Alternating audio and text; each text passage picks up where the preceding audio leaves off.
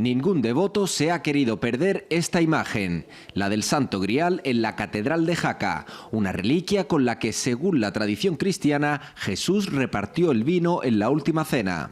Pudo estar perfectamente en la mano de Jesús porque es un cosquidush, es una copa hebrea de bendición.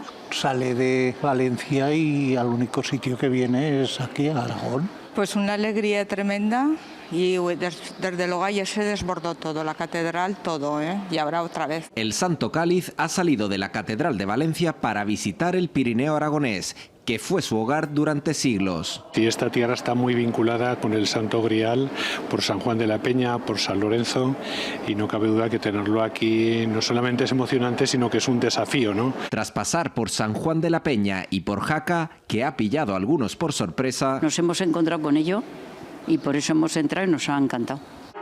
Los aragoneses se han despedido del Santo Grial. Para mí ha sido súper emocionante ver el fervor popular. Un encuentro histórico y multitudinario para admirar esta preciada reliquia que ahora, custodiada por la policía, vuelve a la Catedral de Valencia.